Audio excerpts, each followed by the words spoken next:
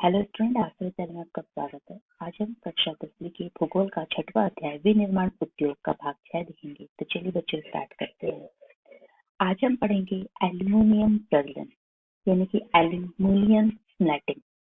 देखिए, भारत में अगर हम एल्यूमिनियम की बात करते हैं तो एल्यूमिनियम दूसरा सबसे महत्वपूर्ण धातु शोधन उद्योग है।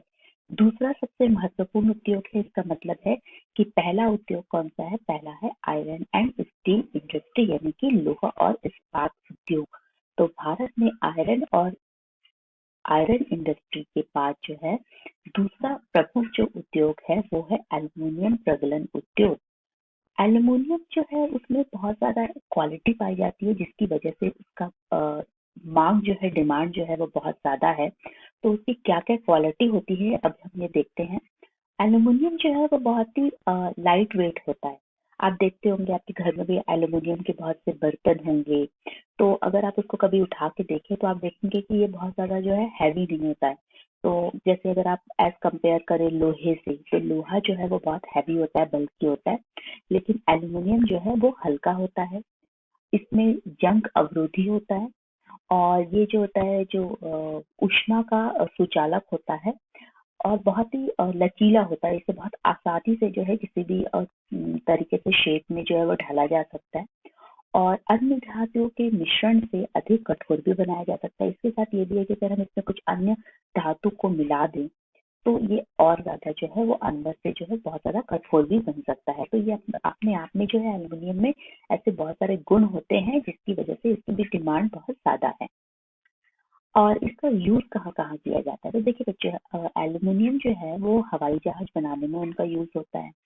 हवाई जहाज से अगर हम बात करें तो उसके साथ साथ वो बर्तन बनाने में यूज किया जाता है, तार बनाने में इसका उपयोग किया जाता है, और कई उद्योगों में इसका महत्व इस्पात, तांबा, जस्ता और शीशे के विकल्प के रूप में प्रयुक्त होने से बढ़ा है। इसके साथ साथ क्या होता है कि बहुत सारी ऐसी इंडस्ट्री होती है जिसमें कि हमें स्टील की जरूरत होती है, कॉपर की जरूरत होती है, जस्ता की जरूरत होती है, लेड की जरूरत होती है।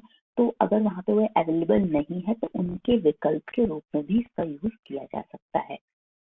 देश में अगर हम भारत की बात करते हैं तो भारत में एल्युमिनियम प्रगलन मतलब जो मुख्य रूप से एल्युमिनियम की जो इंडस्ट्री है वो कहाँ कहाँ पर है? तो ये इंडस्ट्री जो है उड़ीसा में है, वेस्ट बंगाल में है, केरल में है, उत्तर प्रदेश में है, छत्तीसगढ़ में है, महाराष्ट्र और तमिलनाडु राज्य में स्थित है। तो अगर मुख्य रूप से अगर देखा जाए तो एल्युमिनियम इंडस्ट्री जो है वो सबसे ज्यादा जो है सबसे पहले उड़ीसा में सबसे ज्यादा जो है क्वांटिटी में है। उड़ीसा में सबसे ज्यादा एल्युमिनियम की इंडस्ट्री है। उसके बाद जो है पश्चिम बंगाल, केरल, उत्तर प्रदेश, छत्तीसगढ़, महाराष्ट्र और तमिलनाडु राज्यों की गणना होती है। इसके बाद हम बात करेंगे कि जो एल्युमिनियम होता है, देखिए एल्युमिनियम जो है वो का कच्चा रूप क्या होता है? तो एल्युमिनियम में जो होता है बॉक्साइट जो है वो कच्चे पदार्थ के रूप में पाया जाता है। तो एल्युमिनियम ऐसा नहीं होता है कि डायरेक्टली जो है वो एल्युमिनियम ही बन जाता है। पहले वो बॉक्साइट के फॉर्म में होता है। उसके बाद जो है बाद में उसको पूरी तरीके से एक प्रोसेस होती है, और प्रोसेस के थ्रू जो है एल्युमिनियम का निर्माण किया जाता है। हर कोई भी धातु जो है वो एक प्रक्रिया के तहत जो है अपने वर्तमान स्वरूप में आता है। तो इसी तरीके से अगर हम बात करते हैं एल्युमिनियम की, तो एल्युमिनियम भी जो है डायरेक्ट एल्युमिनियम नहीं होता है कि चट्टान हुई और वहां से जो है आपने निकाला खनिज के रूप में और आपको एल्युमिनियम मिल गया, नहीं। बल्कि ये जो है बॉक्साइट के फॉर्म में हमें मिलता है। तो एक बात याद रखना बच्चों कि एल्युमिनियम का कच्चा पदार्थ क्या होता है? तो वो होता है आपका बॉक्साइट। तो बॉक्साइट का कच्चे पदार्थ के रूप में, तो बॉक्साइट के बारे में हम थोड़ा जान लेते हैं। बॉक्साइट जो होता है वो बहुत ही बल्की होता है, बहुत भारी होता है, और इसके अगर हम कलर की बात करते हैं तो बहुत ही डार्क रेडिश कलर का होता है। लाल गहरे रंग की चट्टान जो होती है जैसा ये होता है। और मुख्य रूप से हम जानते हैं कि इस उद्योग की स्थापना दो महत्वपूर्ण आवश्यकताओं के तहत जो है वो की गई है।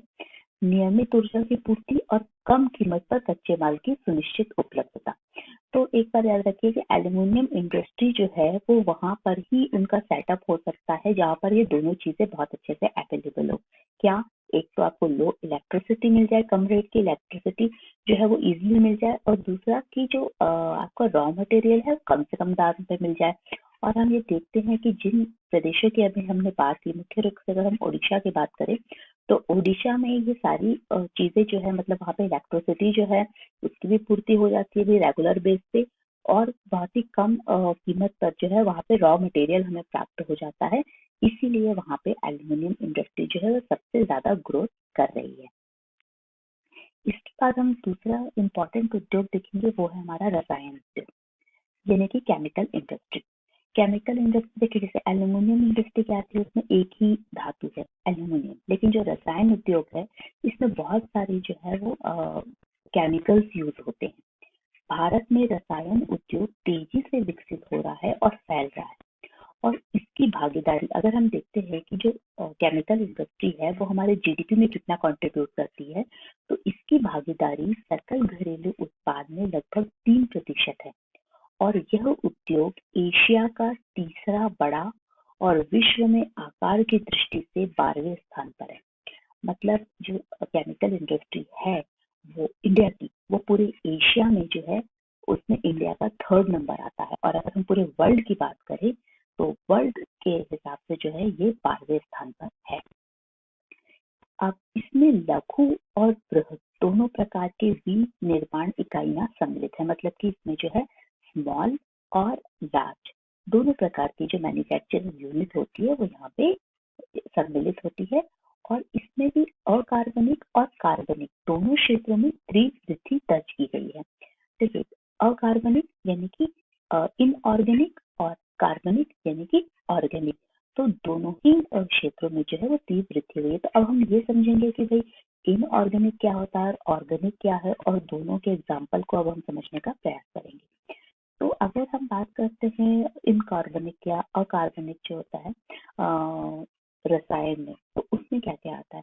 तो जो इनऑर्गेनिक केमिकल होता है उसमें आपका सल्फ्यूरिक एसिड आ जाता है, ठीक है, जैसे कि उर्वरक, कृत्रिम वस्त्र, प्लास्टिक, गोंद, रंग रोगन, डाई आदि में निर्माण किया जाता है, ठीक है, क्या सल्फ्यूरिक एसिड।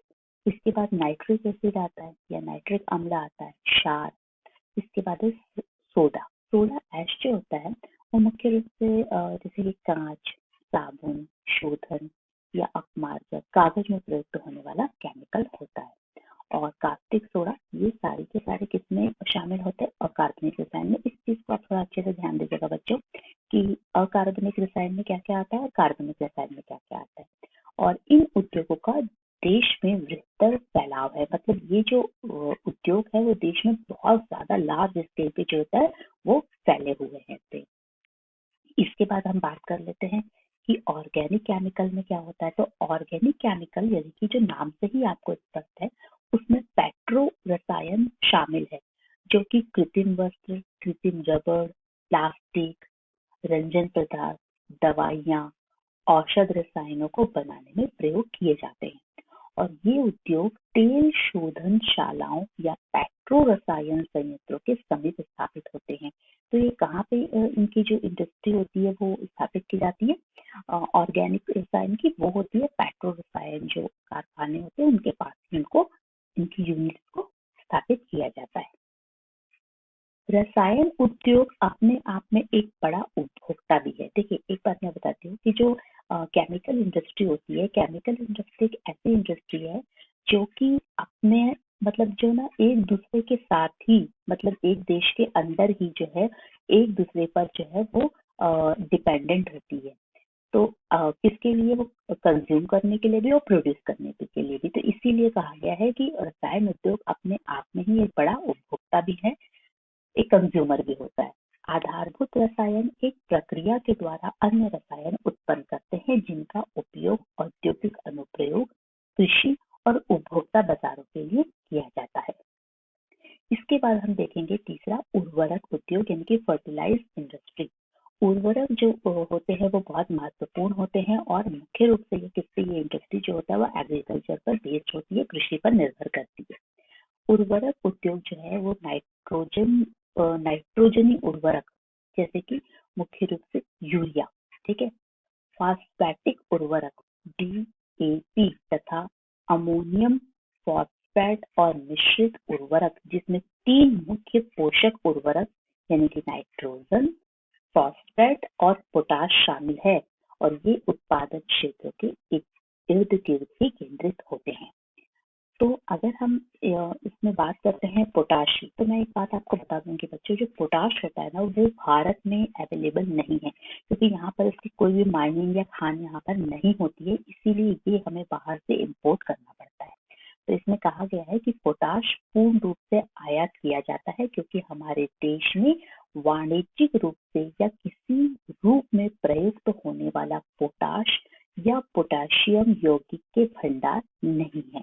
इसीलिए हम जो है इसको पोटाश जो है, क्योंकि इसमें कोई भी माइनिंग, कोई भी हमारे यहाँ जो होता है वो रिजर्व नहीं है, इसके लिए भंडार हमारे पास नहीं है, इसीलिए हम इसे बाहर से इम्पोर्ट करते हैं। हरित क्रांति के पश्चात जो उर्वरक इंडस्ट्री है वो देश के अन्य भागों में भी फैल गई और मुख्य रूप से ये गुजरात, तमिलनाडु, उत्तर प्रदेश, पंजाब और केरल राज्य कुल उर्वरक उत्पाद का लगभग 50% उत्पादन करते हैं। अन्य महत्वपूर्ण उत्पादक राज्य जो है, इसके अलावा भी जो उत्पादक करते हैं उर्वरक का, उसमें है आंध्र प्रदेश, ओडिशा, राजस्थान, बिहार, महाराष्ट्र, असम, पश्चिम बंगाल, गोवा, दिल्ली, मध्य प्रदेश तथा कर्नाटक के राज्य शामिल है। So what did we learn today? आज हमने क्या पढ़ा और क्या सीखा? तो जो आज हमने 3 महत्वपूर्ण इंडस्ट्री के बारे में पढ़ा। सबसे पहले हमने पढ़ा, जैसा कि हमने इससे पहले वाले लेक्चर में आयरन और स्टील इंडस्ट्री को पढ़ा था, तो इस लेक्चर में हमने दूसरा महत्वपूर्ण जो खनिज या धातु उद्योग है, उसमें हमने सबसे पहले किसको देखा? हमने सबसे पहले समझा एल्यूमिनियम इंडस्ट्री के बारे में, कि एल्यूमिनियम जो है वो भारत में कहाँ पाया जाता है। उसके बारे में हमने देखा कि एल्यूमिनियम में क्या क्या विशेषता होती है जिसकी वजह से इसकी डिमांड बहुत ज्यादा है, और ये किस तरीके से जो है वो बनता है। इसके बाद सेकंड हमने देखा केमिकल इंडस्ट्री यानी कि रसायन उद्योग के बारे में, और तीसरा हमने फर्टिलाइज इंडस्ट्री या उर्वरक उद्योग के बारे में आपने इस लेक्चर में आज पढ़ा।